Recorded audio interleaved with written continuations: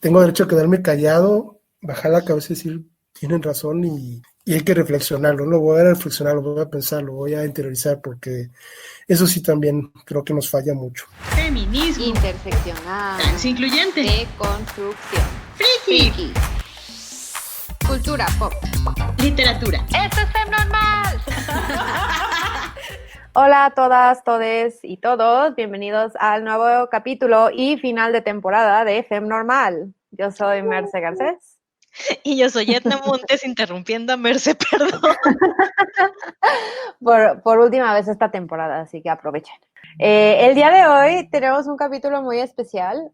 Es algo que Edna y yo hemos querido hacer desde hace mucho y era involucrar a un amigo conocido, hombre, en proceso de deconstrucción.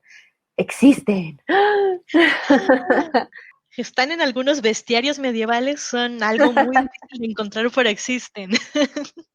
Cástulo Aceves es un autor tapatío que aceptó nuestra invitación. Es, de hecho, amigo cercano de Edna. Entonces nos consta, por cercanía, que sí está en un proceso de construcción como comprometido, ¿no? De hecho, Edna lo ha mencionado una que otra vez en el podcast sin decir su nombre, así que... Sí, es como, tengo un amigo en deconstrucción que el 60% de las veces es Cástulo. Sí, él. Entonces, aceptó nuestra invitación y nos da mucho gusto. Si no conocen su obra, pueden conseguir su libro en Paraíso Perdido. Su novela se llama 999 y es una novela noir o policíaca, como le quieran decir. Sí, y bueno, sobre todo queríamos invitar a un hombre para hablar de estos procesos de deconstrucción y todo, porque creemos que es importante que ellos tengan ciertos espacios, digo, no que les hagan falta más espacios porque los hombres tienen todos los espacios, sí, pero aprovechar los que sí podemos abrir para que se hablen de temas de deconstrucción, de cómo el machismo le afecta a los hombres y sobre todo que todos estos fulgencios que vienen a decirnos es que los hombres también estamos oprimidos, entiendan que sí, que también están oprimidos, pero que hay causas específicas por las cuales tienen que pelear desde su trinchera en vez de estarnos jodiendo a nosotras las feministas para que hagamos X o Y. Sí, y también para como ejemplificar que sí es un proceso, que es tardado, pero que es posible. Cástulo nos compartió muchísimas cosas muy padres y muy honestas sobre su proceso y también desde una perspectiva que Edna y yo no tenemos, que es desde papá. O sea, Edna y yo no tenemos hijos, Cástulo sí, tiene 2, y él es como muy abierto a cuestionarse patrones y actitudes que a él le tocaron de niño y cómo cambiarlos y cómo educar mejor a sus hijos, ¿no? Por decirlo de alguna forma. Sí, y también, aunque no es como que queramos tener un montón de invitados hombres al blog, digo al podcast, porque siempre digo blog. Porque estás promocionando nuestro blog para que nos den dinero para poder sacar la página. Sí, denos dinero para poder sacar la página. Nos pueden donar un café en Coffee para que Sí, por favor. podamos tener una página web de ustedes. Pero bueno, mi punto era ¿cuál era mi punto, Merce? Que no es que queramos tener muchos invitados hombres en el podcast, pero a veces como que sí se necesita otra voz. Sí, se necesita otra voz y necesitamos recordarles algo que creo que ha sido la postura de FemNormal desde el principio, que es, vatos hagan su parte. O sea, nosotros estamos poniendo el cuerpo para lograr una sociedad mejor, para lograr un mundo realmente equitativo, y si nos están jode y jode como machitroles todo el tiempo, pero no hacen su parte, no solo están deteniendo el avance de todos, se están perjudicando ustedes también. Sí, y la verdad es que Cástulo Aceves es como un muy buen ejemplo de alguien haciendo su chamba, ¿no? Sí, es muy lindo y la verdad es que agradezco mucho que se haya tomado el tiempo de decir, bueno, vamos a hablar de deconstrucción desde los chavos, ¿no? Porque de verdad los hombres tienen que hacer su trabajo. Sí, entonces esperamos que disfruten esta conversación. La verdad es que nos contó cosas muy valiosas y pues dónenos un café para seguir produciendo el podcast. Sí, para ver si cuando ya tengamos la web puedo empezar a decir podcast en vez de blog. Sí, y pues bueno, los veremos, las veremos, les veremos en la próxima temporada. Los vamos a extrañar, pero no, en este inter no olviden, por favor, dejarnos sus comentarios, Ujú. compartirnos cosas en redes sociales. Si tienen algún tema que les gustaría que tratáramos, bueno, pues déjenloslo ahí como sugerencia. Sí, ahora es cuando dejar las sugerencias, antes de que planeemos la siguiente temporada. Y bueno, este es el fin de temporada de FEM Normal. Cuídense mucho y nos escuchamos a la próxima. Bueno, tenemos esta ocasión tenemos de invitado a Cástulo Aceves, autor y amigo del podcast, que tiene, bueno, ya una larga trayectoria en las letras, y su novela más reciente es 999, con Editorial Paraíso Perdido, que es un noir particular, que tiene como visos de autoficción, pero también es muy divertido porque se desarrolla en Guadalajara justo antes de la FIL. Pues hay un asesinato misterioso antes de la FIL. Que esperamos algún día vuelva a ser presencial. Sí, Bueno, para más información les vamos a dejar links a los libros de Cástulo y a dónde lo pueden encontrar en redes sociales para que lo sigan. Pero en esta ocasión lo invitamos para hablar de feminismo, sí, pero también de cómo este sistema machista patriarcal oprime también a los hombres, ¿no? Porque es como, siempre está este tema entre los machitroles y entre los hombres bien intencionados de, bueno, pero es que también tienen que hablar de lo que el sistema le hace a los hombres, ¿no? De cómo también estamos oprimidos y cuáles son nuestras luchas. Y bueno, nos trajimos a Cástulo para que nos platique de eso. Sí, porque nos consta que Cástulo sí ha hecho un trabajo de deconstrucción, o sea, porque generalmente estos machitroles que avientan esa frase como que lo hacen para salirse con la suya, ¿no? De, pues nosotros también somos víctimas, pero encontrar buenos aliados es difícil y creo que Cástulo sí ha logrado ser buen aliado. No, y muchas gracias por la invitación, por el honor de ser el primer invitado y pues a hablar del tema. Curiosamente yo no me, es decir, tengo un par de años, alguna vez platiqué con Lena que sí me planteé este tema de la construcción. No me suelo considerar yo aliado en el sentido, precisamente porque, como lo mencionan mucho en redes, vamos, no sé, como si desde ahí empezamos con el pie izquierdo, es decir, no me siento aliado porque yo no siento una etiqueta en ese sentido, no me he puesto en el sentido de teorizar sobre el tema, pero pues más bien tratamos de hacerlo en una familia, de ponernos de acuerdo en la educación de los hijos, de estar los dos trabajando por construir un proyecto, y en ese sentido pues sí hemos hecho, ya tenemos rato también aparte, ¿no? Desde la situación particular tratando de llevar un matrimonio igualitario, pues estar los dos echándole las mismas ganas y dividiéndonos el trabajo y los dos estar ahí presentes. O no sé si recuerdas que fue como lo que te convenció a hacer como este esfuerzo, ¿no? O sea, como, ¿qué pasó para que dijeras, ay, creo que tengo que corregir esto? Creo que a mí fue un proceso relativamente natural desde antes de que empezara como esta boga en redes. Ahora sí que mi esposa es ingeniera, la conocí estudiando ingeniería y entonces es bastante igualitaria. las ingenieras, precisamente por lo mismo de que son menos en proporción muchas veces en las carreras.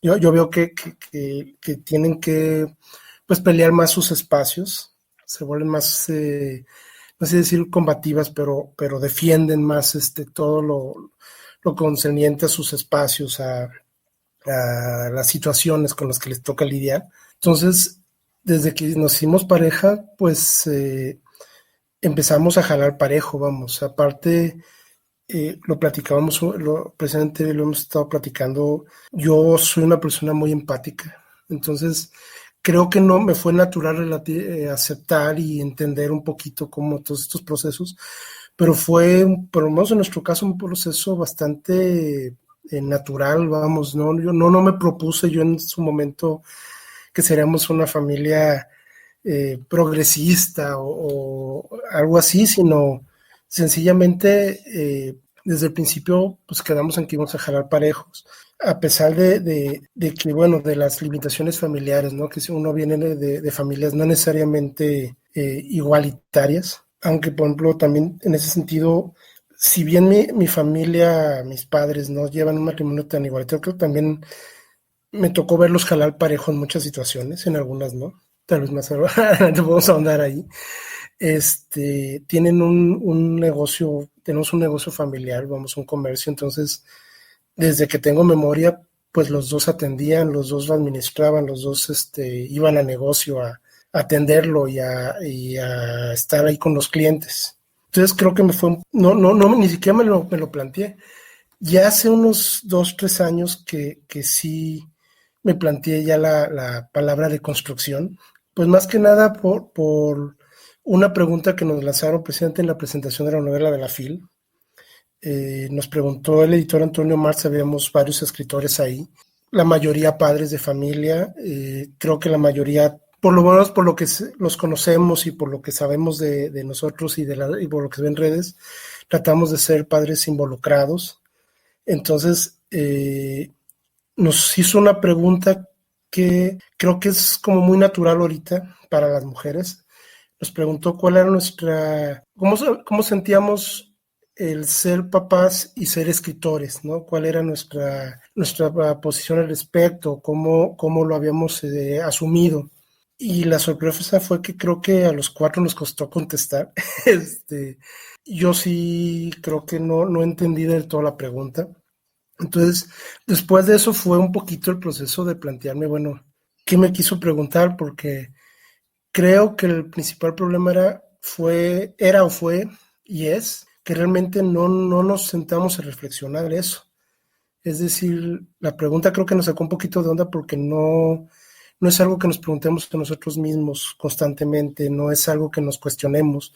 En mi caso, yo nunca me cuestioné mi rol de papá y el rol de escritor y el rol de profesionista y el rol de esposo, pero creo que también sí tendríamos que reflexionarlo, es decir, yo a partir de ahí sí me puse un poquito a reflexionar mis actitudes, a reflexionar realmente qué veía y cómo veía del mundo. Entonces, creo que sí ahí empezó un poquito el proceso de deconstrucción como tal. ¿Y qué fue como lo primero que dijiste? Ay, así como la primera actitud que dijiste, tengo que cambiar, la tengo que cuestionar, pero la tengo que cambiar también. Sí, bueno, pues básicamente en ese momento sí parecía chiste, pero el uso de la palabra mandilón fue un detonante. Yo por mi entorno, ahorita trabajo en el negocio familiar, antes trabajé como ingeniero, entonces estaba rodeado de puros ingenieros. En algún momento dado, la palabra, digo, más de alguna vez me dijeron, ay, eres un mandilón, y yo no, esa palabra como tal, yo no la tomaba como ofensa, se me hacía como algo natural, ¿no? Decir, pues sí, yo estoy jalando parejo, ¿cuál es el problema? Pero creo que no me había caído el 20 de cómo se usa en forma peyorativa, de cómo se usa para tratar de minimizar ciertas actitudes. Pues no minimizar, más bien como atacarlas, ¿no? Entonces, creo que fue lo primero que hice, dije, chin, ya no la voy a usar, la voy a erradicar de mi sistema, sobre todo porque precisamente el protagonista de la novela, y fue algo que dije, precisamente salió en la presentación por eso, porque yo cuando empecé a construir la novela decía, pues es que yo quiero ser un detective mandilón, y me di cuenta de que tenía que dejar de usarla, vamos, que más bien era pues un detective pues que trataba de ser igualitario o de una familia más progresista y sobre todo un detective preocupado por su familia, por sus hijos, ¿no? Que sí había mucho de mí en esa novela, definitivamente hay mucho de autoficción y de metaficción en la novela. Entonces alguien me preguntó hace no mucho si yo me había planteado escribir el detective así, como un detective por hacerlo acorde a los tiempos o porque yo tuviera una visión de la vida, y realmente creo que más bien yo lo quería hacer así porque me era natural, ¿no? Yo quería algo más con lo que me identificara, y yo me planteaba, me acuerdo que cuando empecé a escribir decía, bueno, es que ¿por qué todos los detectives tienen que ser estos tipos duros y solitarios, un poco amargados, que parece que tiene una coraza en vez de piel y parece que todo lo resuelven desde su cinismo. ¿Por qué no tener un detective que tenga hijos, que vaya por ellos a la escuela, que vaya al mandado, que cambie pañales, que un detective que realmente esté integrado a su núcleo familiar y que a partir de ahí sea su relación con los casos, ¿no? Porque aparte a mi gusto le otorgaba una preocupación más, el preocuparse por su familia. Al final de cuentas, la seguridad de su familia en ese tipo de trabajos pues siempre está entredicha. Pues a partir de ahí vino el cambio y pues ahí estamos trabajando un poquito en esos temas. De hecho, ahorita que mencionas lo del detective, me acordé de hecho de una escena de 999 donde va a dejar tarde a su hija a la guardería, ¿no? Y las maestras como que ya le ponen una cara de, ay, ¿por qué no puede llegar a tiempo?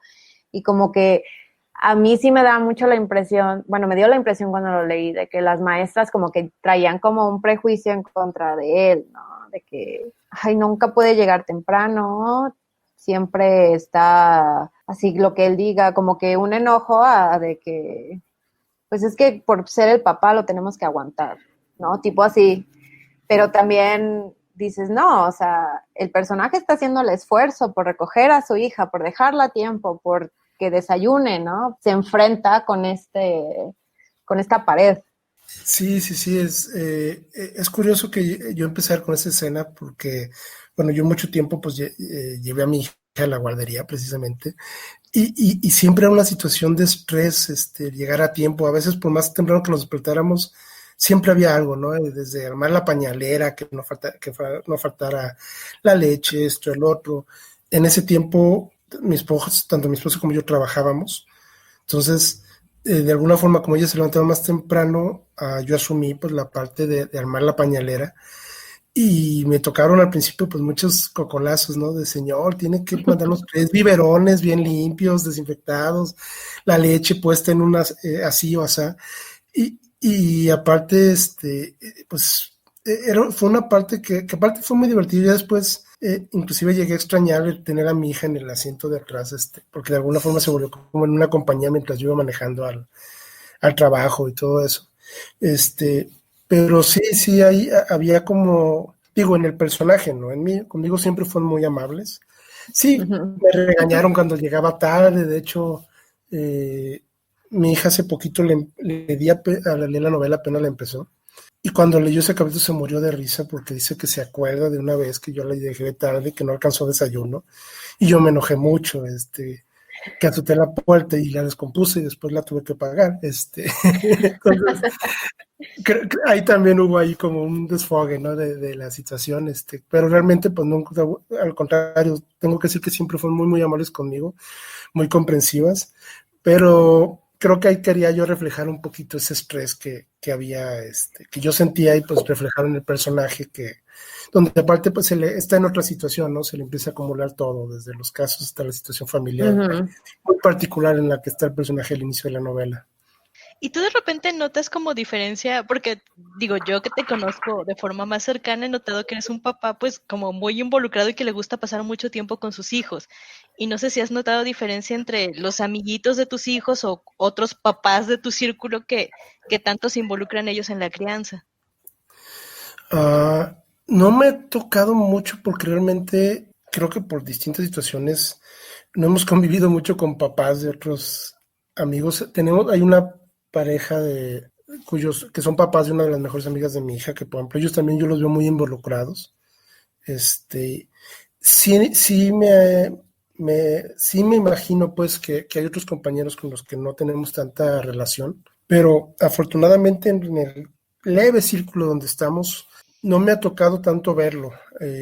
Sí he conocido papás, no tanto del círculo de mis hijos, pero que yo veo que, por ejemplo, de repente no están tan cercanos a sus hijos y se nota, y hay veces que me dan ganas de decirles, oye, despierta, te estás perdiendo los mejores años de tus hijos, sobre todo, por ejemplo, a mí me gustan mucho los niños chiquitos, bebés, soy muy niñero, entonces esa edad que tienen a veces entre el año y los 3 años, donde son todo juego, que uno les puede hacer una cara y eso les saca una carcajada, a mí me encanta esa etapa.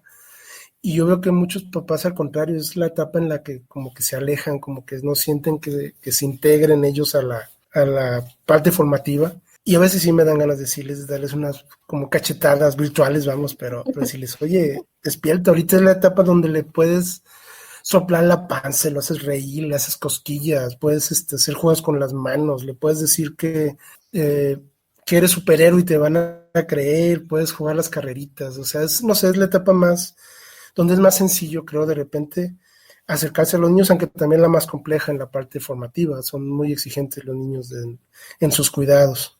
Por ejemplo, ahora con esto de la pandemia que te ha tocado estar al pendiente de las clases virtuales, tú, por ejemplo, porque creo que esto lo hemos hablado antes Edna y yo, pero tú, por ejemplo, ¿crees que hay familias que habrán tomado esta oportunidad para ya involucrarse más con sus hijos? O no sé, como que es la pandemia, como que las dinámicas familiares cambiaron a fuerzas, ¿no? Porque todos estaban metidos en el mismo espacio todo el día. Sí, sí han cambiado definitivamente. Yo acá he tenido también la fortuna o infortuna, no sé cómo decirlo, precisamente por el giro del negocio de mi familia, donde pues yo soy administrador. Desde el principio nos consideraron esenciales, entonces yo en todo el año creo que descansé 4 días, bueno, los domingos y los días que son de cerrar el negocio a fuerzas. A mí me ha tocado creo que ahí sí mi esposa es la que ha cargado con todo el peso, digo, yo veo y le admiro y le agradezco mucho que se aventó todo, no solo ser mamá, sino ser maestra, estar todo el día al pendiente, primero mientras están conectados y ya después las tareas. Sí cambió mucho la dinámica. Yo sí lo veo, híjole, desde detalles no sé, llevarlos a la escuela se volvió un tiempo para ella que podía tanto aprovechar como para ella, o ella me dice, pues es que era la hora donde yo, mira, tú te ibas a trabajar, yo hacía esto de la casa o hacía lo otro, y realmente le costó más trabajo, ha tenido que dejar, pues ha tenido que priorizar a los hijos, y la verdad es que sí se ha vuelto difícil en esa parte, se ha vuelto pues más demandante, por un lado. Por otro, por ejemplo, mi hija, por su edad, ella tiene 11 años, creo que por ejemplo, yo veo que ella se integró mucho más fácil. Ella organiza sus reuniones de amigas en Discord y se pone a jugar Minecraft, y de repente el otro día me di cuenta que estaba viendo Netflix con 3 amigas. Yo ni siquiera sé cómo le hace, pero están todas en algo así como viéndolo conjuntamente. Ya me hizo sentir viejo porque ya me sentí fuera de la tecnología. Pero mi hijo, por ejemplo, pues entró a la primaria, estuvo 6 meses, le tocó la pandemia y ya ahorita va a pasar a tercero y prácticamente no conoce a sus compañeros, y no solo no conoce, apenas iba a entrar a la edad donde de alguna forma podía empezar a hacer amigos, donde podía empezar a como socializar, porque en la guardería, digo, en el kinder no se prestaba tanto. Y yo veo que, por ejemplo, él de repente sí me dice, muy triste, que no tiene amigos con cuales conectarse para jugar a Minecraft, porque pues sus compañeros de la escuela no son sus amigos, no ha tenido tiempo de socializar. De repente cuando hemos salido, que a veces le digo, ¿saben qué? Súbanse al coche, no nos vamos a bajar, nada más vamos a dar una vuelta, aunque sea para que cambien de ambiente. Él a veces se angustia, o sea, se angustia mucho tan solo el hecho de estar afuera. Hubo un día que fuimos al parque con cubrebocas, vamos a caminar tantito, que les dé el aire, y él estaba angustiado de tocar todo, ¿no? Decía, yo no quiero tocar las bancas porque me contagio. Entonces, sí creo que de hecho vamos a necesitar también una serie de trabajo de ayudarlos a pasar esa ansiedad, que es algo que obviamente pues nosotros no vivimos y no tenemos la experiencia, estamos viviendo al mismo tiempo que ellos. ¿Y cómo va este acercamiento emocional? Porque como tú dices, tu hija se está acostumbrando mejor y también es una cuestión de edad, pero siento que en especial a los chicos hombres, varones, se les exige mucho este asunto de ser duros, de tragarse sus emociones, de aguantarse. Y ahorita que tú estás teniendo como estos momentos tan cercanos de tanta angustia para él, ¿cómo ha sido para ti dar ese apoyo emocional? ¿Ha sido fácil? ¿Estás aprendiendo? Siempre estamos aprendiendo. Yo hasta eso trato de ser un padre muy cariñoso, aunque es bien curioso las dinámicas. Por ejemplo, mientras que con mi hija me fue mucho más fácil de ciertamente ser cariñoso. al punto de que más bien a veces en la dinámica familiar lo que discutimos es si no le estaría siendo una niña consentida, pues que me es muy fácil ser cariñoso y ayudarle, y si ella me pide algo, pues mientras estén las posibilidades, ¿no? Yo ahí estoy puesto. Con mi hijo me costó más trabajo, sí cuesta más trabajo como saber o aprender a acercarse en lo emocional. Con mi hijo es muy curioso porque yo lo abrazo mucho. A partir de que tuve familia descubrí que me gustaba mucho abrazar. Por ejemplo, es muy curioso. En mi familia no se acostumbra a abrazar. Mi papá alguna vez, es más, creo que nunca se hemos planteado, pero yo sé que él viene de una familia donde no se acostumbra a que los hombres se abrazaran, ¿no? Entonces, Ujú. y yo aparte que fui papá, me fue muy natural, no solo me fue natural, descubrí que me gustan mucho los abrazos, yo abrazo mucho a mis hijos, trato de estar cercanos físicamente con ellos. Entonces, por ejemplo, con mi hijo tenemos una dinámica donde nos abrazamos mucho, donde le digo que lo amo y él me dice que me ama y nos queremos mucho, aunque al mismo tiempo a veces cuando se enoja, dice mi esposa que somos como reflejos. Entonces al rato se enoja, me enojo y es chocamos constantemente cuando los dos estamos de malas, a pesar de su corta edad.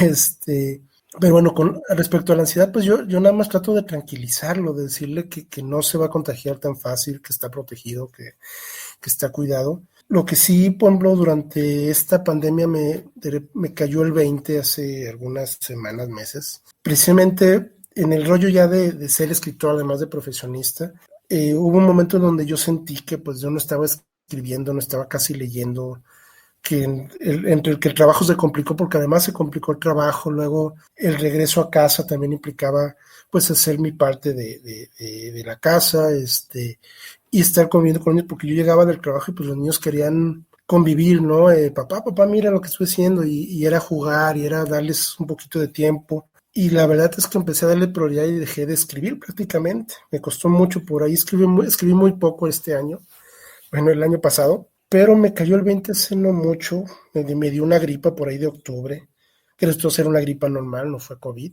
Pero esos 10 días más o menos, pues no podían abrazarme, no podía yo abrazarlos, me recluí en el cuarto.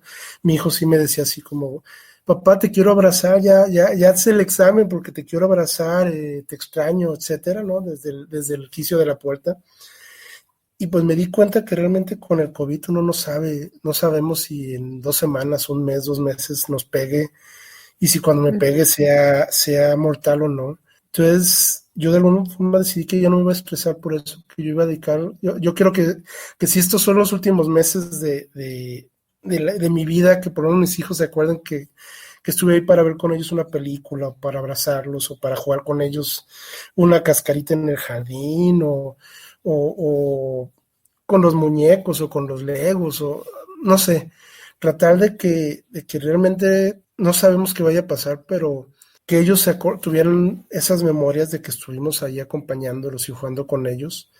Y ya habrá tiempo para escribir, ya habrá tiempo para leer, vamos, no es una carrera. Bueno, quiero pensar que no es una carrera de velocidad. Entonces, así lo he tomado últimamente. De repente me desdigo yo mismo, me vuelvo a agüitar y me vuelvo a deprimir poquito porque no saqué la novela durante el año, que todo el mundo estuvo encerrado, y que a mí realmente me tocó al contrario estar atendiendo el negocio, estar cubriendo puestos, porque bueno, fue parte de la complejidad, ¿no? No solo es ir a trabajar, sino sí se complicó todo en el trabajo. Desde los primeros meses mandar a personal a descansar y cubrir puestos, después reorganizar, adecuar todas las nuevas, todos los nuevos lineamientos de sanidad, y aparte es más complicado, por ejemplo, nosotros hacemos reparto de mercancía y es más complicado ir a repartir porque pues hay que adecuarse también, mis mensajeros y repartidores se tienen que adecuar, etcétera. Pero bueno, ya me desvié. No, creo que Sí he sí. tratado de estar ahí con los niños. Sí, no, pero aparte lo que dices, o sea, sí tienes mucha razón y no creo que eres el único que como que se presionó así de, ay, el año de la pandemia y siento que no hice nada. ¿no? O sea, estos memes que salían al principio de que, ay, si no escribes tu novela es que no eres disciplinado, ¿no? Y era como una mentada de madre, porque pues creo que este año más que nada nos demostró lo poco que nos cuidábamos, como, o sea, nuestra salud mental, ¿no? O sea, que de verdad dábamos como por hecho ciertas cosas o no tomábamos en cuenta otras.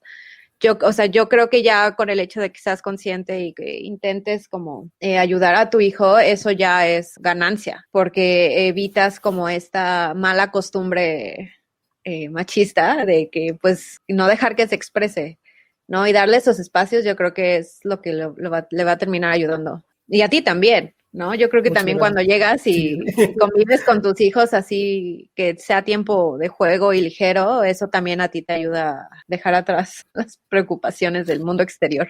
Sí, exactamente, es parte del desestrés, la verdad. Uh-huh. Sí, y creo que también platicábamos casi yo en una ocasión que hay esta presión hacia los hombres, ¿no? De ser perfectos. O sea, nosotras como mujeres el machismo, claro que nos exige ser bonitas, impecables y demás, pero también está la contraparte de este hombre rudo, proveedor, autoritario, que jamás se va a poner una mascarilla porque eso no es de hombres. Como que el autocuidado de los hombres queda relegado, ¿no? O las broncas de salud, de repente sí hay estadísticas que son bastante preocupantes de que las mujeres solemos acudir más rápido a un médico y los hombres cuando tienen algún padecimiento en la adolescencia se agrava muchísimo porque tardan en ir al doctor justo para no pedir ayuda porque les está doliendo, ¿no? Uh-huh. Uh-huh. Sí, de ahí de acuerdo. Digo, sí hay una como presión, ¿no? Ya lo hemos platicado. Yo por ejemplo, como persona con sobrepeso, me ha tocado por un lado la burla, ¿no? Desde hace muchos años del sobrepeso, desde joven. Aunque curiosamente yo de joven no tenía sobrepeso, pero siempre fui el gordo. Y por otro lado, esta como presión, sí es un poquito pues no sé si de la sociedad, pero sí hay una presión oye, es que tienes que ser buen esposo, buen padre, buen profesionista, bueno en tu trabajo, haz todo bien y aguántate, ¿no? Entonces sí, yo suelo aguantarme mucho las enfermedades. Es más, aquella vez que me dio gripa, fue inclusive para mí extraño que a los primeros síntomas sí me cayó el 20 y dije, híjole, yo no quiero venir a contagiar a nadie a la empresa, porque aparte comparto oficina con con mi papá, y decirle, ¿sabes qué, papá? Me voy a tomar unos días, porque parece una gripa, pero no vaya a ser que no sea, ¿no? Y también para él fue difícil, porque él está acostumbrado de alguna forma a que siempre vamos al trabajo, es más, para que, por ejemplo, mi papá deje de ir al trabajo es porque tiene que tener una pierna rota o algo así. Uh-huh. Uh-huh. Es muy raro que él no vaya al trabajo y de alguna forma nos educó así, ¿no? De que, bueno, no hay problema si nuestros trabajadores y la gente que trabaja con nosotros, nuestros colaboradores, se sienten mal, bueno, pues los cubrimos, etcétera, pero nosotros, sus hijos, tómate 2 ibuprofenos y vente. A mí me ha tocado estar con temperatura ahí en mi oficina, atendiendo, porque era parte de la dinámica familiar, ¿no? Aparte, por ser una tienda, un negocio de comercio, con el comercio la lógica siempre ha sido estar ahí para vender ante todo, ¿no? Él nos decía, puedes estar desvelado, crudo, a medias tintas, pero necesito que estés ahí para cobrar, para atender, para resolver alguna situación. Es decir, para él es muy importante la presencia. Uh-huh. Entonces, por esos días que me tomé, sí fue también como un choque, porque yo es más, el mismo día que fui con el médico, yo ya me sentía bien. Dije, no, yo me voy a hacer un examen, me lo hice como los 2, 3 días. Cuando el día que me hice el examen, yo estaba como si nada. Pero de todos modos yo decía, es que pudiera ser asintomático, no voy a regresar hasta que no tenga yo los resultados del examen PCR. Y fue también como un shock, un poquito para él y en sí, pues para mí mismo, el quedarme en casa. Me sentía yo muy extraño quedándome en casa. Y más, pues cuidándome, ¿no? Traté de que esos días me conecté por computadora a ayudar lo que pudiera. Atendía clientes por WhatsApp, como lo hago, pero delegando a mis compañeros la venta o tal cosa. Y de repente sí fue como extraño estar en casa todo el día. Me sentía muy raro. Bueno, hablando de tu papá, ahora que ya empezaste como a ser más consciente y a deconstruirte, ¿hay algo que cambió en su relación o notaste ciertas como actitudes que dijiste, ay, esto es problemático? Sí, de hecho sí. Pues más que nada, Es muy curioso. Yo con mi padre realmente nunca tuve una relación muy buena de niño. Es decir, tal vez si le preguntan a él, dirá que sí. Yo creo que hasta lo sorprendería si llega a escuchar este podcast. Pero yo me sentía muy alejado de mi padre, mucho, mucho. Es más, yo llegó un momento donde estuve inclusive enojado con él, ¿no? Por muchas cosas. Al ser un negocio, pues él le dedicaba al negocio todo el tiempo y nos llevaban al negocio. Nosotros crecimos en el negocio, yo crecí en el acuario. Inclusive hay anécdotas de que mi primer cuna fue una pecera. Ahí pasábamos, ahí jugábamos, ahí estábamos entre los clientes. Mi primer, creo que mi primer Atari, pues lo conectamos en una tele atrás del mostrador, de cuando éramos un negocio más chiquito que también fue creciendo. Esa fue también otra cosa muy curiosa en mi familia, que empezamos con una tienda y ahorita pues tenemos una distribuidora de productos para mascotas y acuarios. Entonces sí fue creciendo también conforme fuimos creciendo como familia. Pues mi papá le dedicaba mucho al negocio, no sé, a veces no teníamos como punto de contacto. Yo llegó la adolescencia y pues fue peor, ¿no? Me alejé totalmente de él y yo siempre fue el contacto con mi mamá, yo platicaba con mi mamá horas, pero creo que con mi papá no recuerdo más de 2 conversaciones en toda mi adolescencia e infancia. Y es más, yo estudié ingeniería un poquito porque me quería alejar de todo lo más posible del negocio familiar. Yo decía computadoras para no atender gente, al fin que nada más voy a atender computadoras. Por eso voy a estudiar ingeniería en computación y aparte ahí no hay agua, ahí no hay peces. Estoy totalmente alejado.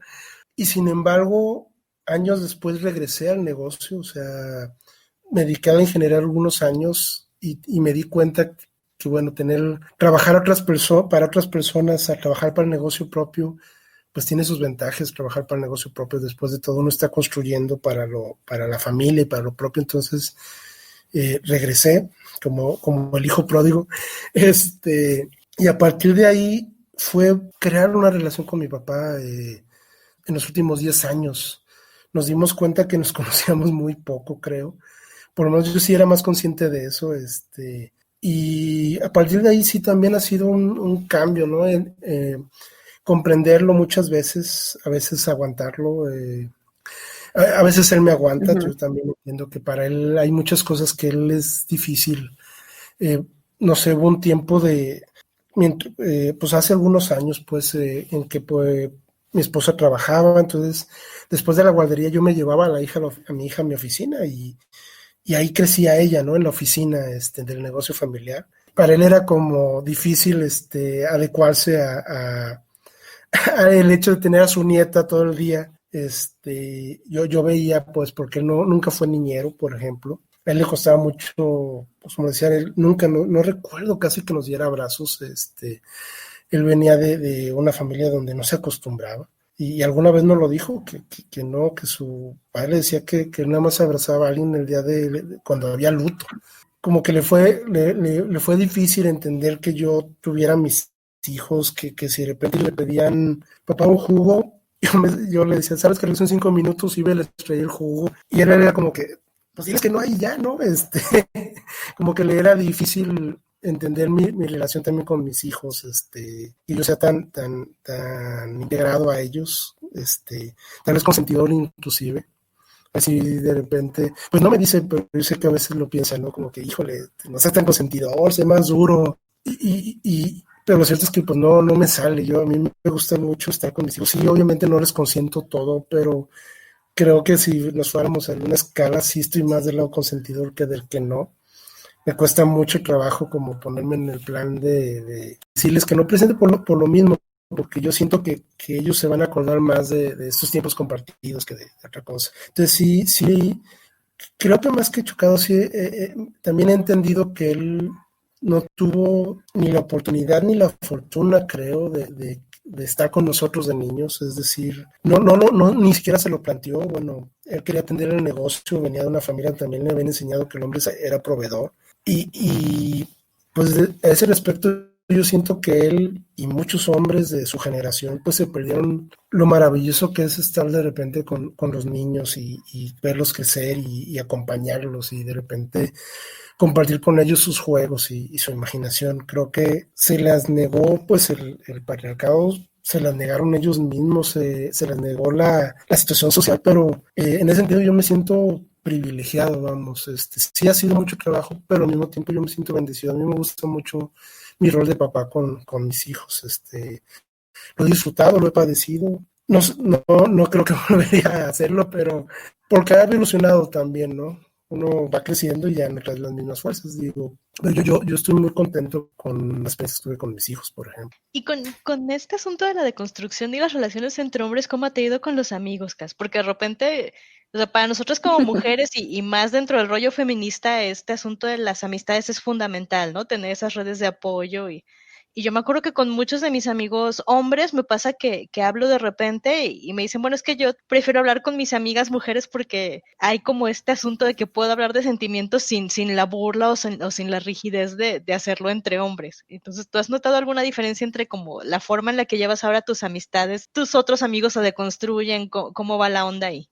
O incluso si has perdido amistades por llamarle la atención a alguien, ¿no? Que sí pasa. Fíjate que no tanto ya perdido, pero sí me alejé. Bueno, también fue, creo que tuve la fortuna de que se diera todo junto con pegado. Al momento de entrar al negocio familiar, mis amigos ingenieros del trabajo donde había laborado los últimos 8 años, pues cada quien partió, fue una empresa que se deshizo de todo su plantel de ingeniería, entonces cada quien partió distintos rumbos. Entonces me fue alejando de forma natural de ellos. Ya cuando me planteé más esto, la de construcción, inclusive pues me salí de un par de chats.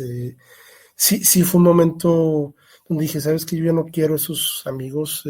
Ellos de repente se reúnen y ya es muy raro que yo me junte con ellos. No sé, hay conversaciones donde ya no siento yo que entre, pero tampoco me ha tocado una confrontación directa, ¿no? Por fortuna, al mismo tiempo que me iba alejando de mis amigos ingenieros, me fue haciendo de amigos escritores, es decir, siempre había escritores a los que conocía, pero creo que empecé a desarrollar una amistad con varios escritores de aquí de Guadalajara, el famoso Crunch, y tuve la fortuna de que, aparte, todos ellos son bastante conscientes, creo que también están en procesos, mal que bien, de construcción, todos, y al contrario, más bien me ha sido adaptarme porque ellos creo que van más avanzados. No sé, tengo amigos muy cariñosos, James, en el chat no tienen pacho en decirme te quiero un chingo, güey.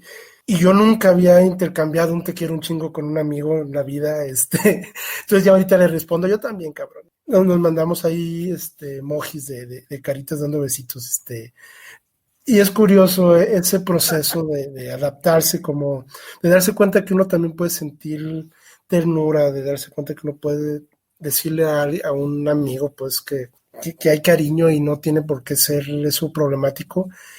Y para mí ha sido como chocar mi parte de escritor con mi parte de ingeniería, que la parte ingeniera sí creo que la fui dejando atrás, porque en la ingeniería sí hace mucha falta. Yo creo que si todavía estuviera en un entorno ingenieril, me hubiera costado muchísimo más trabajo todo este proceso, tal vez si hubiera acabado peleado, no sé, porque sí, es decir, quiero mucho a mis amigos ingenieros, pero ciertamente les cuesta mucho más trabajo abrirse pues abrirse a ser conscientes, ¿no? de sus relaciones interpersonales, de mirarse a sí mismos, pues de ver todo esto. Sí, es chistoso porque, bueno, nosotros como creativos, como que tendemos a ser un poquito más abiertos o no nos cuesta tanto trabajo expresarnos, pero sí como, bueno, yo tiene muchísimo tiempo que no convivo con ingenieros, aunque mi novio es ingeniero, es como muy punto y aparte, como de ese estereotipo, ¿no? Porque sí es cierto. Si todos nos acordamos de todos los ingenieros de la uni, por ejemplo, se hacía un ambiente bien tóxico, ¿no? En retrospectiva. Sí. Digo, yo acá tampoco puedo decir que yo no lo sentí nunca así, en el sentido de agredirse, pero sí había, por ejemplo, mucho albur, sí había mucho, estarnos echando carrillo unos a otros. Eso entre amigos. Ya si me voy aparte a los ingenieros con los que eran nuestros jefes, con los que no había amistad, sí había aparte sí situaciones como muy pesadas. A mí en mi última chamba sí me tocó 2, 3 ingenieros que, híjole, la verdad yo me quedé en esa chamba nada más porque nos habían prometido que nos iban a finiquitar y yo quería ese finiquito para pagar la boda.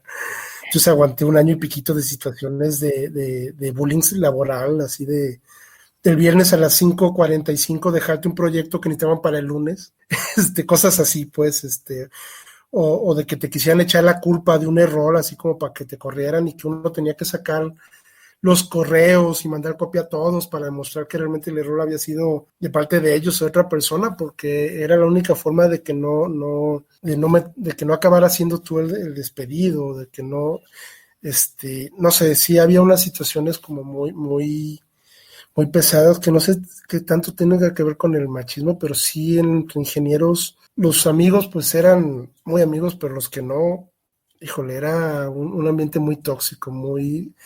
Yo me quise alejar un poquito de eso. Yo dije, no vuelvo a trabajar en una empresa multinacional con ingenieros porque la verdad es que es desgastante estar trabajando pensando en cuidarte las espaldas, en que no haya traiciones, en que no haya ganas de que te jodan y que tengas que aparte sacar la chamba y aparte sacarla a tiempo y que aparte te pidan demostrar que eres bueno, que eres bueno en tu trabajo. Sí, era muy, muy impresionante. ¿Y cómo ves, a ver si aquí no te meto en problemas? Digo, es claro que a veces entre creativos somos más liberales o más progresistas, pero también hay como muchas broncas, pues sí, de machismo y cuestiones un poco de abuso en el ambiente literario, ¿no? Y de repente es muy difícil tomar posturas, sobre todo entre hombres, ¿no? Como denunciar a otros chavos o decirles, ¿sabes qué? No molestes a las escritoras, déjalas en paz. Uy. Sí, no, sí lo hay, digo, de que lo hay, lo hay. Yo lo veo sobre todo en redes. Creo que también para bien o para mal. Tengo muchos amigos escritores, pero con pocos me llevo en la realósfera. Con pocos tengo una relación realmente de conocerlos, inclusive en persona. Pero sí me he enterado de casos, ¿no? De escritores que desde casos del abuso de autoridad, casos pues eso, ¿no? De que de repente niegan o no sé, que sí sí hay cierta diferencia de trato, por ejemplo. Y sí es difícil de repente tomar postura, ¿no? Porque pareciera que si no estás con ellos, eres contra ellos. Ujú. Yo siempre he tratado de ser como muy centrado tanto en mis posturas como en mis redes sociales. Precisamente no. Creo que cuando se ha necesitado, pues he dicho, pues yo estoy de acuerdo. Tampoco yo soy muy sincero, por ejemplo, yo no tengo yo no siento que tenga la capacidad que tienen muchos de mis compañeros escritores y amigos, que de repente elaboran todo un discurso en sus posts y estoy de acuerdísimo con ellos. Yo muy rara vez me he puesto yo a presentar posturas así en mis redes, yo nada más digo, sabes que yo estoy de acuerdo con él, más que nada porque yo precisamente por venir de una formación ingenieril, muchas veces siento que me faltan las armas retóricas o las armas en cuanto a estudios, en cuanto a poder defender las ideas basado pues en eso, en estudios, en aprendizaje, ¿no? En lo académico. Dado que yo soy un escritor que se ha formado mucho a nivel práctico, o sea, yo aprendí a escribir sobre todo en talleres y escribiendo. Yo no tengo una formación académica, tampoco lo tengo en la parte social. Es decir, ahora sí que la ingeniería deja también de lado mucho eso, que creo que es algo que tendrían que también replantearse quienes hacen los currículos de ingeniería. Nos hace mucha falta la parte social, entender bien los procesos. Es muy común en ingeniería a nivel formativo que vean con cierto desprecio a las humanidades. Es muy, muy común. Y creo que sí hace falta. Al contrario, a veces hace más falta en las ingenierías que haya un acercamiento a la parte humana precisamente para no estar formando estos ingenieros todos cuadrados, que no son capaces de ver a veces el problema humano más allá del problema matemático, físico. Que sí, son muy buenos a veces muchos ingenieros que conozco para programar o para construir algo, pero difícilmente van a tener empatía por una situación. Y la verdad es que a veces sí me da pena en redes ver las expresiones de algunos ingenieros en sus redes sociales. Sí digo, ay, chale, no nos ponen en vergüenza. Y bueno, a todo esto, ¿qué crees que ha sido lo más difícil que has tenido que deconstruir? Así, lo que más trabajo te ha costado. Creo que en su momento sí fue preguntarme qué estaba haciendo bien y qué estaba haciendo mal. Es decir, yo siempre sentí que yo era pues un esposo colaborativo que ayudaba todo lo que pudiera. Y fue de repente darme cuenta que espérate, no estás ayudando, estamos construyendo entre ambos, ¿no? No es ayuda, no le toca a ella. Uh-huh. Quitarme ese chip de ayudar, de que estás ayudando por decir, estamos colaborando, estamos construyendo juntos, es responsabilidad de ambos. Quitarme ese chip de soy orgulloso mandilón a decir, no, espérate, soy una persona, estamos construyendo entre los dos, entonces trato de ser una persona colaborativa, progresista, interesado, involucrado. Creo que esa fue la principal dificultad que he enfrentado, ¿no? El cuestionarme realmente qué parte yo la hacía porque me sentía, no sé, obligado, porque yo pensaba que de alguna forma era por quedar bien y darme cuenta que no, que realmente eso no estás haciendo nada bueno, estás haciendo lo mínimo que te toca, pues no es para merecer un aplauso, es hacer lo que te toca construir entre los dos, desde la parte del hogar hasta la parte formativa. Y por ejemplo, en estas cuestiones de que sabemos que hay un sistema machista patriarcal, sea un hombre, un amigo, y te dijera, oye, Cástulo, ¿cómo nos afecta a nosotros esto del machismo y el patriarcado y que son como las causas por las que nosotros hombres deberíamos salir a las calles a manifestarnos y luchar para que se terminen? ¿Qué elegirías tú? Yo creo que, híjole, yo creo que sobre todo la parte del derecho a sentir, del derecho a tener sensibilidad, del derecho a tener ternura, este derecho a abrazar y a sentirse triste y a llorar cuando es necesario. Creo que por lo menos yo es algo que defendería mucho, pues esta idea patriarcal de que los hombres no lloran y no sienten y no tienen que ser bien bravos, ¿no?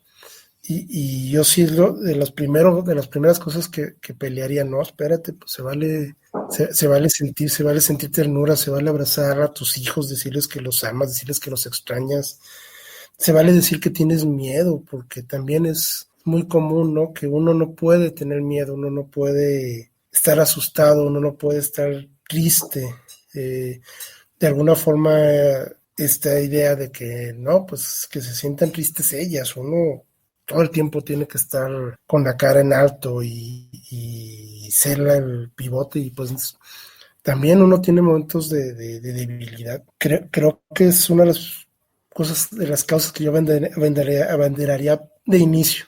Es decir, yo sé que hay muchas cosas que tenemos que cambiar para una ciudad igualitaria y donde estemos todos jalando parejo. Yo admiro mucho a mis amigas y compañeras y escritoras, ingenieras que la verdad la tienen muy difícil y yo las veo luchando día a día.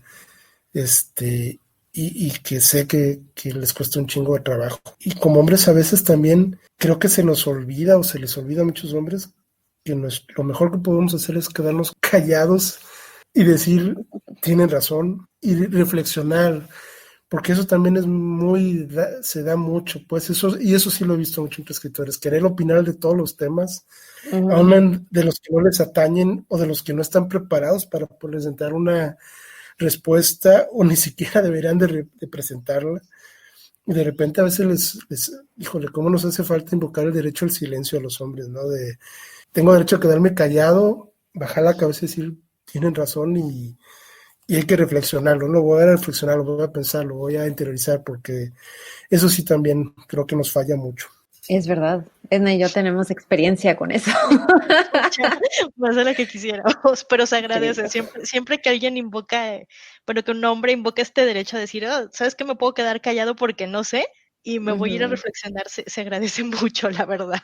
Sí, ahora que mencionas pues tus amistades femeninas, pues ¿cómo es eso? O sea, tú como hombre, porque ya sabes, ¿no? El estereotipo de que es que los hombres no pueden tener amigas mujeres o las mujeres no pueden tener un amigo hombre sin involucrarse con ellos, ¿no? Y pues obviamente no es cierto, pero como que está esta creencia de que pues los sexos no se llevan bien.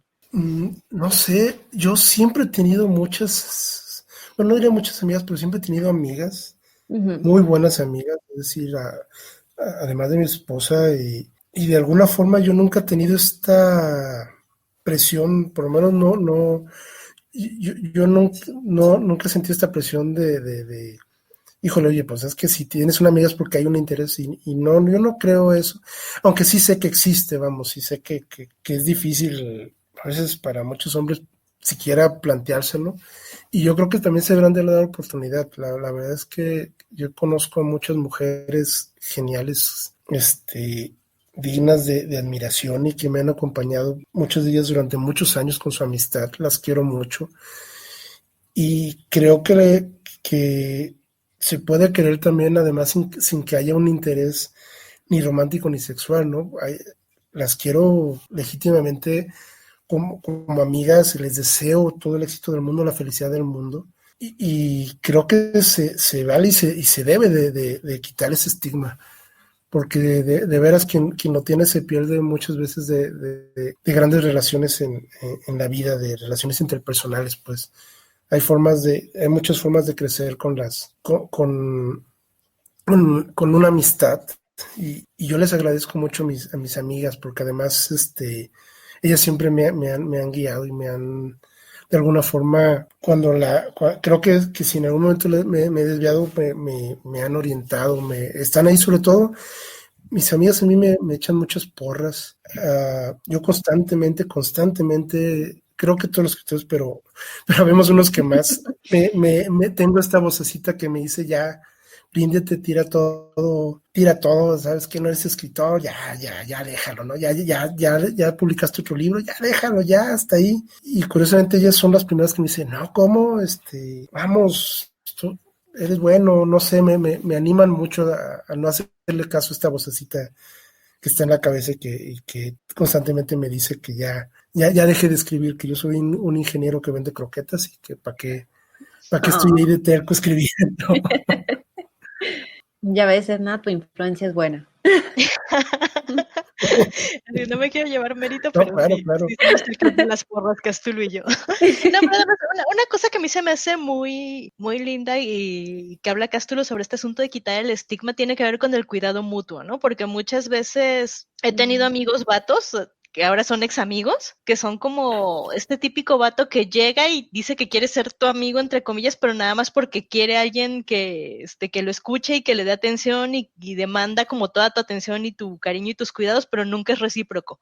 Y el Ajá. día que te estás Sí. mal y le dices, oye, vato, es que me siento mal. Ay, no, ya se te va a pasar tranquila y adiós, ¿no? Te gostea. Entonces, una de las Ujú. grandes cosas que agradezco en Cástulo y en muchos de mis amigos chicos es eso, ¿no? Que siempre hay estas ganas de cuestionarse las cosas, de deconstruirse y de también poner el hombro ahí y decir, bueno, si estamos teniendo una amistad, tiene que ser en términos de equidad y recíproco. Y eso se me hace muy lindo. Entonces, como moraleja, vatos, aprendan a ser Sí, no, amigos pues de yo las también. mujeres a su alrededor, no solo tomen.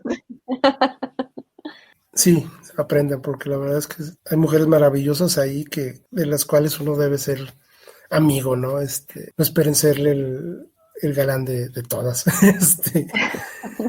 Sí, pero creo que ese tema también es muy importante por este asunto del cuidado, ¿no? O sea, como que normalmente las labores de escuchar, de mimar, de ser amigos o la mujer, o la que cuida es siempre la mujer, ¿no? Y no es necesariamente así. O sea, creo que y no sé si ya me va a cobrar por cita Alejandra MV cada vez que la cito en este podcast o en la vida, pero justo ella tiene esta frase en la que dice que en realidad los humanos nacemos como muy inútiles, que es la verdad, o sea, somos bebitos muy inútiles, que solo llegamos a la edad adulta porque hay una red de cuidados a nuestro alrededor, ¿no? Alguien que nos Ujú. alimentó, que nos cambió el pañal, que nos llevó a la escuela, que nos proveyó de comida de casa mientras éramos más pequeños, ¿no? Entonces creo que que a veces a los chavos les falta mucho este asunto de entender que el cuidado es de todos con todos, ¿no? Que no nada más se centra en un género o en un papel de la familia. Sí, bueno, aparte creo que es parte de lo que las nuevas generaciones están aprendiendo, que antes no se, vamos, ni siquiera se cuestionaba, ¿no?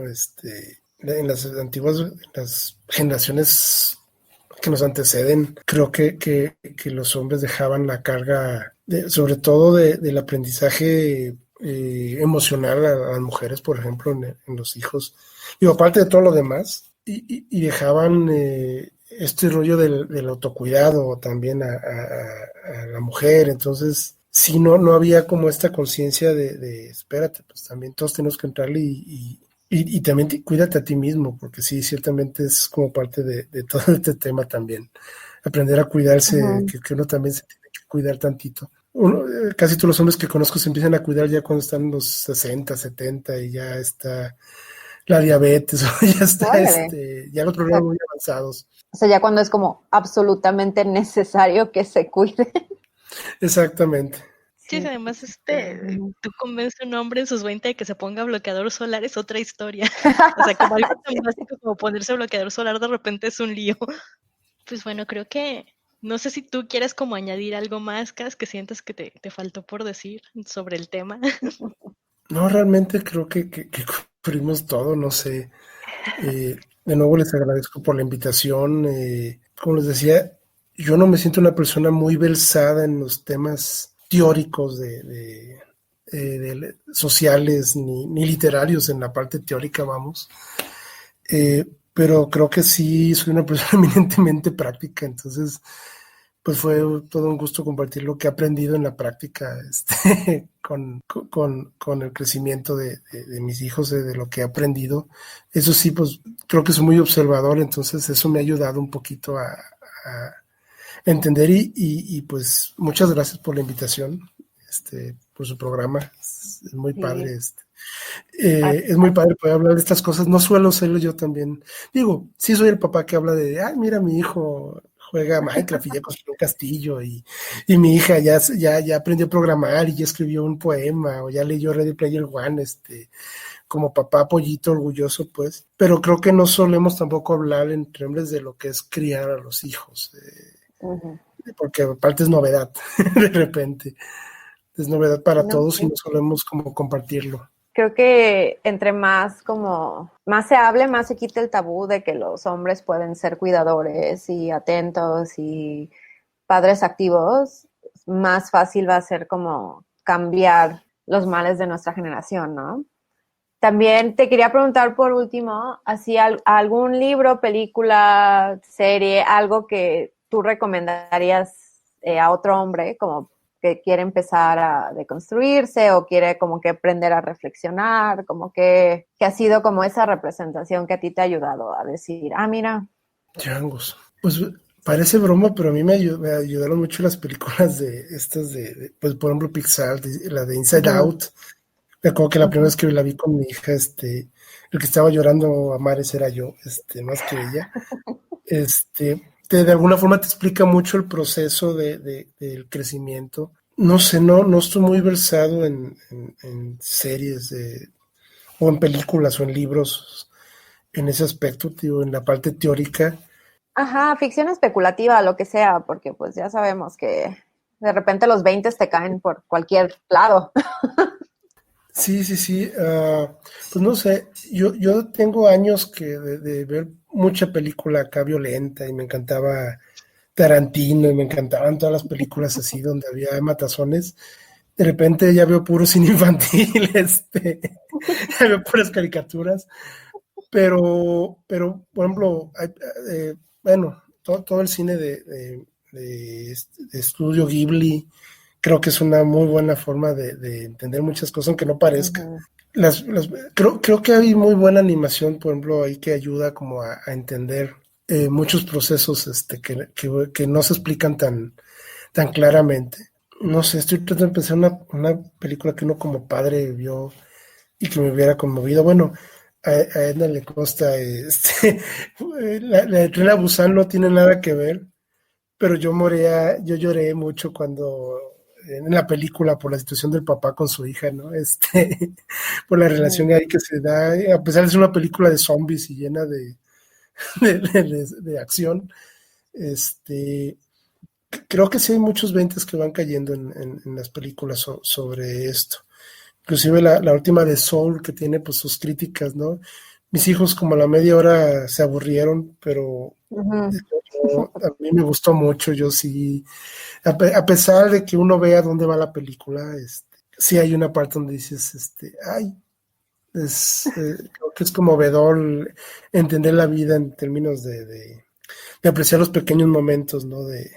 Hay una historieta en Facebook, solo que no recuerdo su nombre, pero a mí me gustó mucho leer. Por ahí le he compartido en mis redes. Ahorita no me acuerdo cómo se llama, pero yo creo que básicamente es un hombre que hace historias sobre su relación con su esposa y con sus hijos. Y creo que son muy, muy, muy tiernas. De repente habla grandes verdades. Por ahí tenía una hace no mucho, precisamente donde me cayó el 20, donde él decía que sus hijos no se iban a acordar de qué día fue cuando parece que estaban con sus hijos en un parque, entonces empieza a borrar, si tus hijos no se van a acordar de que estás en este parque, ni en este día, ni siquiera de cómo ibas vestido, es más, tal vez ni siquiera se acuerden si estaban ellos o no, pero se acordarán que estabas tú con ellos. Entonces, a mí se me hace, de repente, tiene muy buenas lecciones sobre la vida y vienen en un pequeño cómic que se comparte a través de Facebook. Entonces, qué mejor que estar atendiendo esas pequeñas lecciones. Si me dan un segundo, me voy a acordar cómo se llama. Luego nos compartes ese cómic y nosotros lo ponemos también Sí, para que... Yo también sé cuál es, porque igual lo he visto en el Facebook de Castro y yo también lo leo, pero se me olvida completamente el nombre del dibujante. Pero sí es esta cosa. De hecho, a mí una tira de esas que me gusta mucho, porque creo que nos interrumpimos. ¿Cuál? No, continúa, perdón. Digo que cambió de empresa o algo así, entonces dejó de dibujar para el periódico que dibujaba, pero... Ah, ya. No, pero sí lo recuerdo muy bien porque justo hay una tira que me gusta mucho, que es el señor que va a darle un abrazo a su esposa, ¿no? Le dice, ay, te voy a dar un abrazo, y la esposa le dice, no, ¿sabes qué? No quiero que me toques ahorita. Y entonces el señor se voltea y le dice a su hijo, bueno, y aquí aprendemos que hay veces que la gente no quiere que la toques y está bien respetar sus espacios y de todas formas te aman y todo está bien, solo en ese momento no quieren que los toques. Ya, se llama Lunar Baboon, la página de Facebook. Creo que también lo tiene en Twitter así. Y básicamente sí son como historias de este hombre también deconstruyéndose, que es dibujante y que está aprendiendo sobre sus hijos, sobre su esposa. Tiene muchos muy padres sobre la relación con su esposa, donde a veces le dice que lo único que quiere es que la oiga, ¿no? O que le eche porras, ¿no? Dice, no quiero que me ayudes, nada más que me apoyes. Dice, bueno, aquí estoy para cualquier cosa. Y está muy padre cómo te habla de las lecciones que le van a sus hijos. Curiosamente también tiene un hijo y una hija, aunque en el caso de él creo que su hijo es mayor y su hija es más chiquita. Entonces ese cómic yo me identifico mucho, comparto mucho, muy seguido, porque sí me arrancan de entre risa y lagrimita y algo de ternura de repente sus historias. Sí que además el apreciable público no está para saberlo y yo estoy echándonos de cabeza. Bueno, no es echarnos de cabeza, pero justo creo que una de esas primeras veces, porque casi ya nos conocimos en un club de lectura, que justo se especializaba en terror, ciencia ficción, noir y todos estos géneros mal llamados menores de ficción especulativa. Ahí fue donde descubrimos que a los dos nos gustaba Ursula K. Le Guin cuando no era tan popular. Entonces, cuando los dos nos dimos cuenta que habíamos leído la saga de Terramar, fue como, ¿te gusta Ursula K. Le Guin? Y de ahí empezamos a ñoñar juntos. Sí, de hecho, y no solo eso, creo que fue mi segundo, pues no es mi segundo libro, pero mi segunda saga, pues yo había leído El Señor de los Anillos y decía, ¿qué sigue? Y por suerte di con El Mago de Terramar y me da mucho gusto porque ya después de leer El Señor de los Anillos y El Mago de Terramar, creo que ya no volví a leer mucha fantasía porque ya no me gustaba lo demás.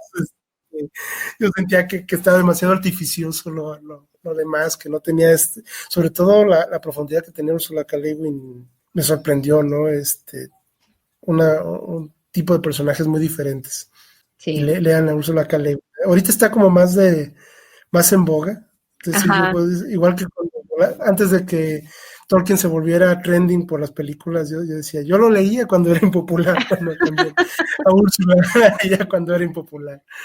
Sí, Úrsula es de nuestras consentidas, la verdad. Sí, no, pero sí son como las crónicas de ñoños, porque confesemos que casi yo como que hicimos bonding en la ñoñez, pero también es como, normalmente yo suelo hacer amigos por ñoñez. Pero pues bueno, creo que con eso podemos terminar el episodio. Muchas gracias por estar con nosotros, Casi, por compartirnos todo Sí, gracias por ser, tu honestidad y como, pues sí, o sea, tú dices que no te pones la etiqueta de aliado, pero mucho de lo que dijiste aquí es como prácticas de un aliado, entonces, como Fem normal, te cedemos la etiqueta. Sí, ya te puedes llamar aliado. Sí, ya que pase la pandemia, tenemos llegar tu etiqueta de aliado. Una credencial, ¿no? No, muchas gracias, híjole, la verdad es que uno está tratando de aprender y estar ahí, ¿no? Y pues gracias por la invitación, gracias por la etiqueta, y ahí estamos cualquier cosa en nuestras redes y lo que pueda apoyar. Muchísimas gracias. Sí. Gracias, Cas. Pues bueno, les vamos a compartir ya les dijimos algunas de las redes sociales de Cástulo y también el enlace a su libro para que compren 999 y la lean y vean qué opinan de este detective sensible y preocupado por sus hijos. Que yo creo que, bueno, no sé si lo vayan a querer tanto como nosotras, pero ojalá que sí. Sí, es una novela muy divertida y muy tapatía. Es tapatía por excelencia. Bueno, pues hasta aquí dejamos el capítulo. Muchas gracias, Cas. Bye. Gracias a ustedes, buenas noches. Fem Normal es un podcast producido por Edna Montes y Merce Garcés. Encuéntranos en Facebook e Instagram como Fem Normal y en YouTube como Fem Normal Podcast. Si quieres apoyarnos para seguir produciendo este podcast, nos puedes comprar un café. Busca la liga en la descripción.